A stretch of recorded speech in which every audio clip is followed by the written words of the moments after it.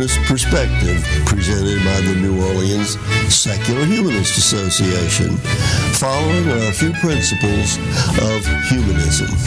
We're committed to the use of science and reason for understanding the universe and for solving human problems. We're skeptical of untested claims of knowledge, but we're open to new ideas. We are concerned with securing justice and fairness in society and in ending intolerance and discrimination. We are committed to the total separation of religion and government. We affirm humanism as a realistic alternative to the theologies of despair and the ideologies of violence. We reject the concept of an afterlife and believe in living a full and rewarding life here and now. We value and respect each individual's right to judge and lead their lives according to their own position, as long as it's respectful of other people living in a free society. We hope you enjoy today's program and others in the weeks to follow.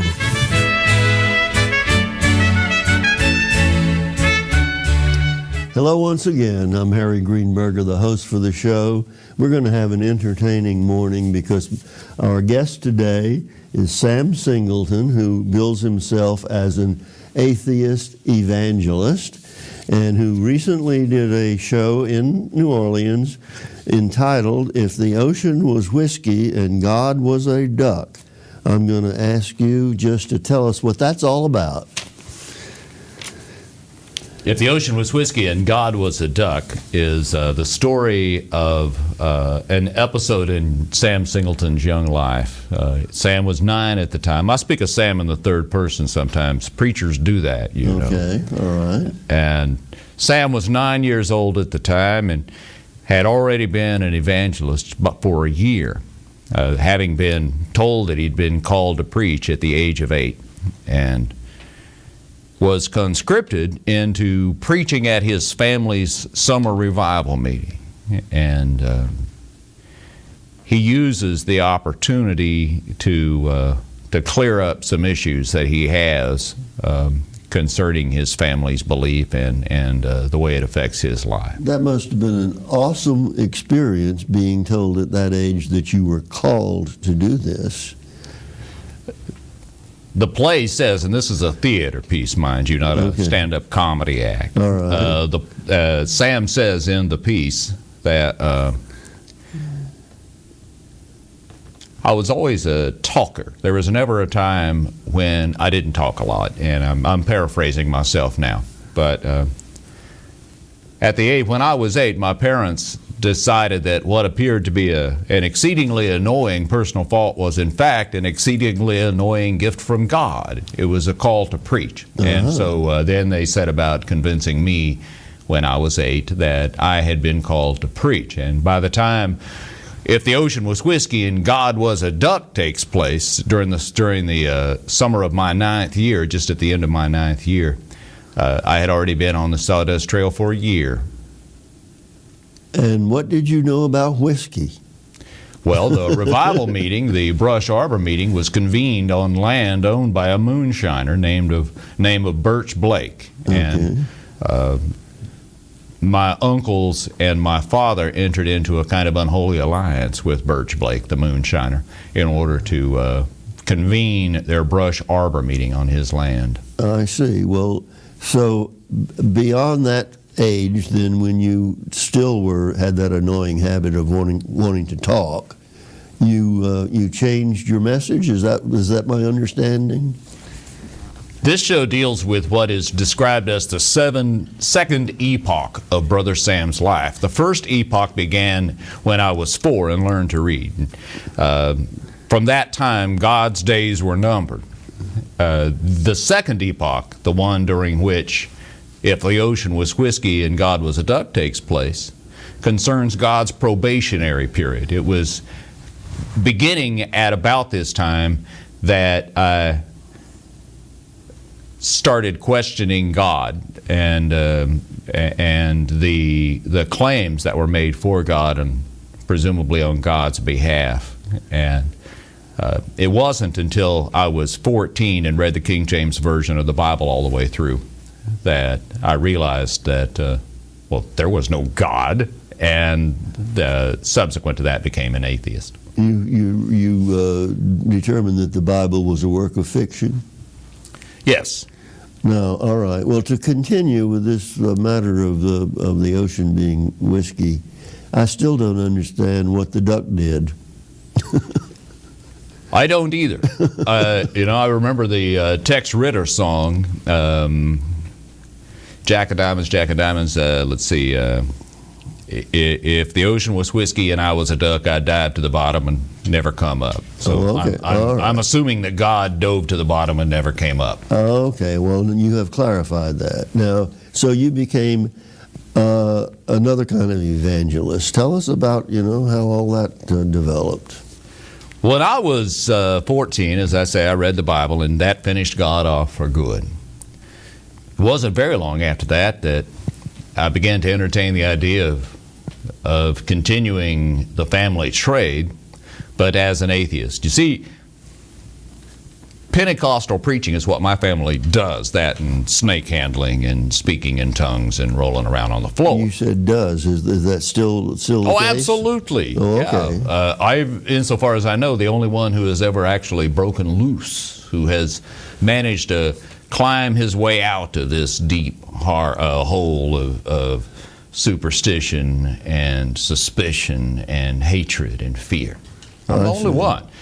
Preaching is what my family did and does. My father, grandfather, great-grandfather, all preachers, all Pentecostal preachers, all snake handlers. So that's all in your genes. Well, it was what we did, and so it wasn't much of a stretch for me, as it turns out, having been born without a normal fear of public speaking, to continue the trade. But I couldn't, in good conscience, be a legit evangelist, knowing that I would be marketing a line of hooey. All right. So then, what did you do? How did you get into continuing to be a public speaker? I did a lot of things for a lot of years, and sometimes during those intervening years, I'd regale my friends of stories of my misbegotten youth among the holy rollers, and sometimes I would even kind of do a little atheist evangelist bit just for the amusement of those around me. But it was very much sort of hanging out with friends and cracking wise. And some years later, I was looking for the next thing to do in my life, and this was as a grown-up man, not so many years ago. And I hatched the idea of trying the atheist evangelist thing that I had been kicking around for many, many years. And so in the fall of 2007, I wrote Sam Singleton, Atheist Evangelist, Patriarchs and Penises, the first of the two shows that I do. Took it on the road and have been touring with that show and for about 3 years now, and added the new show, If the Ocean Was Whiskey and God Was a Duck, just this past fall. It had its world premiere at the Texas Free Thought Convention in Irving, Texas, Dallas-Fort Worth, back in October. And we just played a string of shows back on the East Coast. Well, at that convention, you must have had a very enthusiastic audience. It went over very, very well. And I also did Patriarchs and Penises at that convention as well. Yeah. So I did both shows there. I want to hear more about the progress of your being a stage performer. But would you explain this Patriarchs and Penises? Patriarchs and Penises. Yeah, explain that to me. Is a one-man, two-act play, comedy, if you will, in 2 acts. The first act consists of Brother Sam's personal testimony about how I came out of a background of snake handling and tongue speaking, emerged more or less intact, and also it concerns the plight of atheists in the United States and the role of God in civic life and in government, and how that concerns me, and offers some of my ideas on the subject. The second act, from which the play itself draws its name, Patriarchs and Penises, is a Bible lesson, as if Brother Sam is teaching Sunday school. And it examines the role of the penis throughout biblical history, and takes a look at how all of the Bible's major characters were noted in some way for making penile history, which they all did. Beginning with Adam, I presume. I just sort of get right past Adam, and my story begins with Noah, who lived 10 generations after Adam. Is that documented historically that it was 10 generations later? Well, the Bible says it was. Now, to you or me, that's 2 or 3 centuries, but these guys had somewhat longer life expectancies. Noah was over 500 years old, according to the Bible, when he fathered his 3 boys, Japheth, Shem, and Ham. Boy, wouldn't we all aspire to that? Well, he was 600 when God told him to build an ark. And after the flood, he lived on for another 350 years. He was 950 years old. Now, what's the connection between Noah and penises?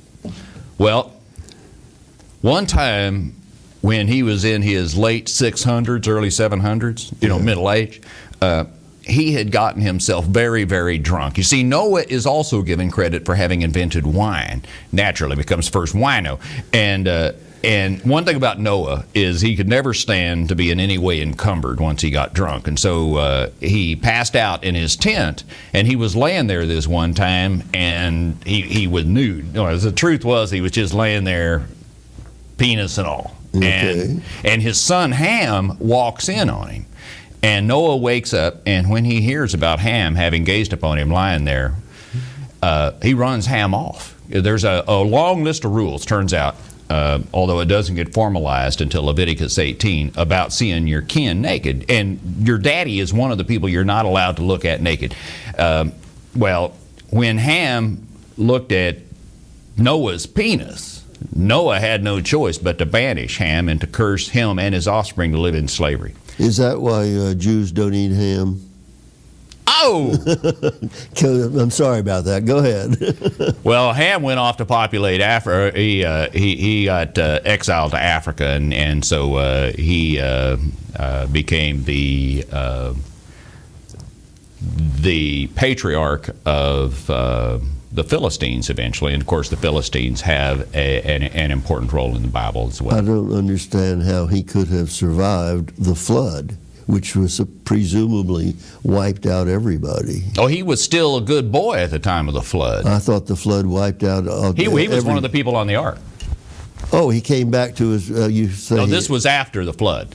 Okay. All right. Now I got the picture. Noah was 500 when Ham was born. Noah was 600 when the flood occurred, and he was up around 700 when the aforementioned incident with his penis and his son seeing said penis occurred. So that was one incident in the Bible, and you have others? Plenty of others. It turns out that penises are, I'm not usually a man to just talk about penises. I got to be honest with you, Harry. In my day-to-day life, rarely comes up. But it does happen that penises are the Bible's narrative thread. That turns out there. I didn't know this till I read the Bible all the way through. This was a revelation to me that penises are exactly that. They are the Bible's narrative thread. They're what tie the entire book together. And all of the Bible's major characters made some kind of penile history, and I do examine those. I look at. Name a few for us. Well, besides Noah, there's Moses and David. Of course, Abraham. The actual biblical patriarchs with a big P are limited to Abraham, his boy Isaac, and his grandson Jacob, who later had his name changed to Israel.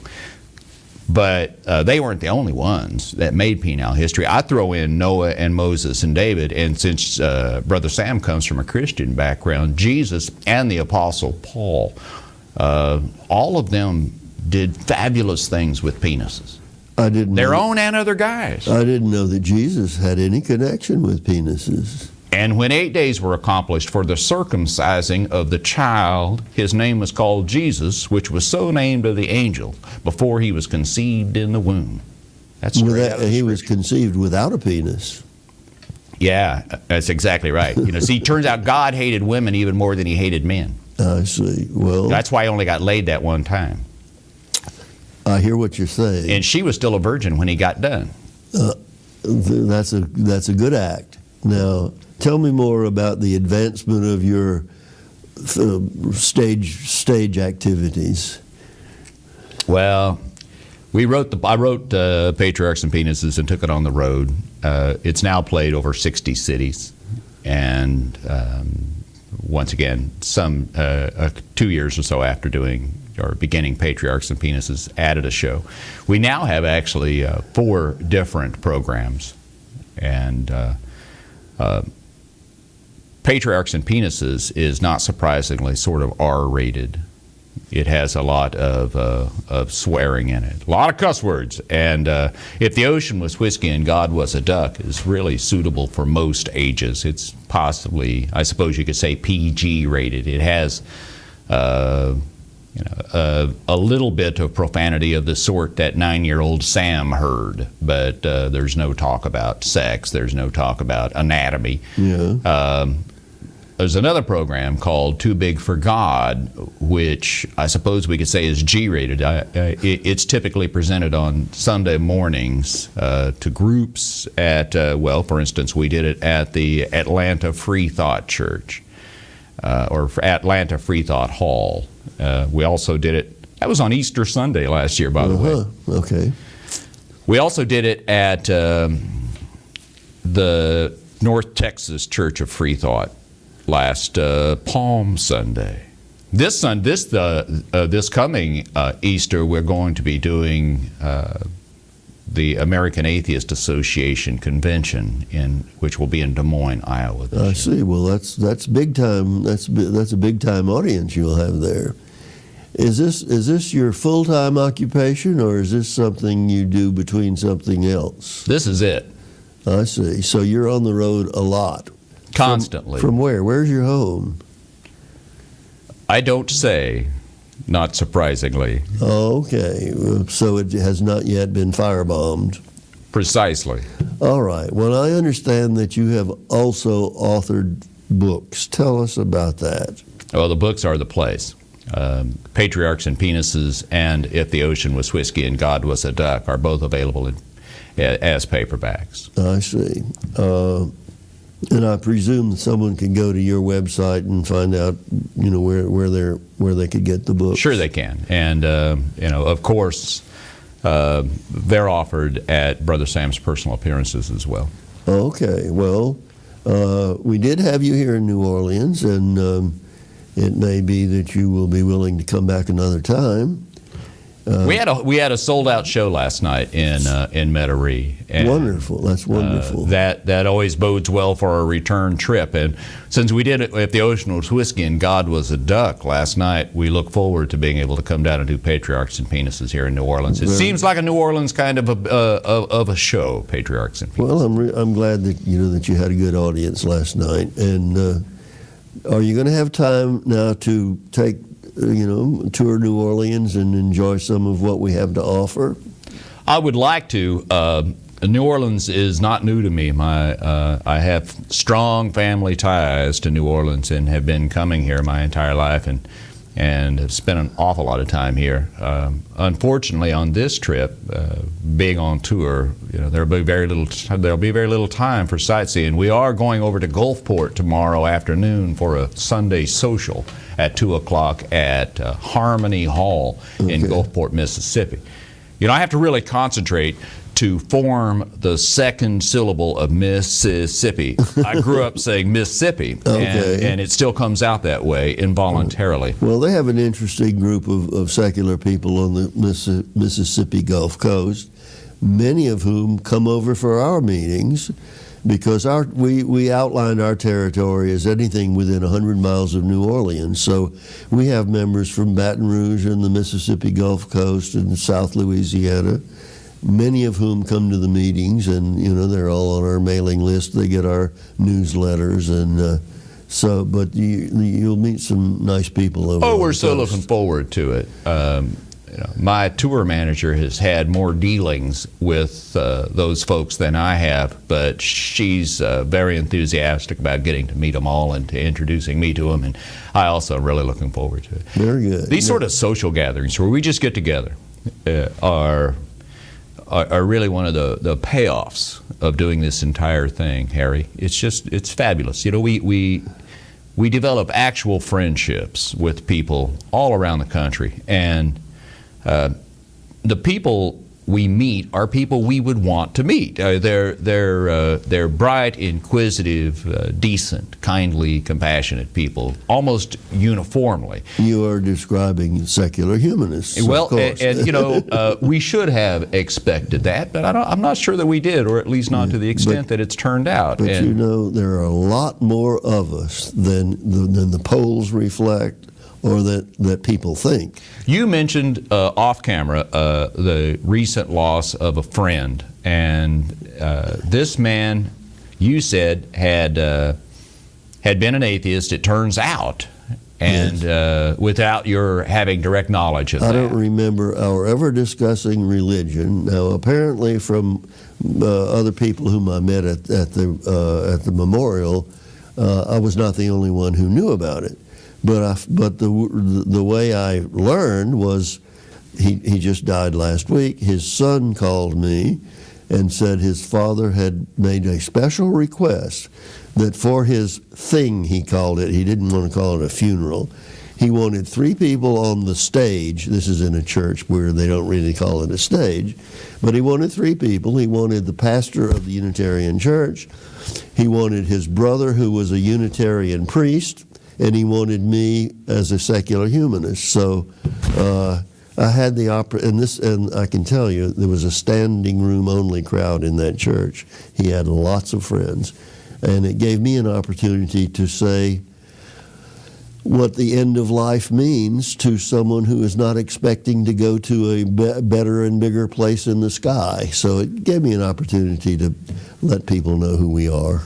Well, it reminds me how many of us are not reflected in the polls, as you say, and Yes. that how many of us, of these kind, decent, caring people of whom I spoke, happened to not believe in God, and they go about their lives and contribute to society and have loved ones and are loved, and all of that without calling particular attention to their belief or their lack thereof. Well, up until now in this country, there can be some really negative outcomes if you make it known that you're a non-believer, either in your workplace, in your neighborhood. Oh, it's absolutely the case. It can be risky. Now, the people in Western Europe, they don't have that problem anymore. The very few of them even go to church anymore. But in this country, for some reason which is to me inexplicable, this country has gotten more religious, and those ones who are on the extreme right religious position appear to exercise a great deal of influence and power, which makes it more difficult for us, but we are still making ground. Well, we are. It can be a little daunting sometimes, and if Brother Sam has a particular mission, other than cheering up atheists, and if anybody in the United States can use some cheering, it's atheist. It is to challenge the hegemony that the believing class exercises in our society, and the degree to which we non-believers are bullied by the majority believers, and that's my concern. I frankly, I can't imagine how anyone can have an imaginary friend as an adult. It simply confounds me. But that's not my primary concern. Sure, I think that belief in God is as exactly as preposterous as belief in Santa Claus, seeing as how they're existentially identical. Yeah. But that's not my beef. That's not my primary thrust. My primary interest is in how that belief affects people's behavior and how people behave, more precisely, how people treat me, how people treat my non-believing friends. And it goes directly to what you were saying. Well, we can be seriously intimidated. However, I'm known as I'm the best known atheist in the city of New Orleans because I'm out front with it and I make public appearances.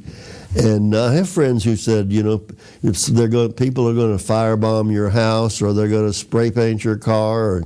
I haven't even had a mean telephone call.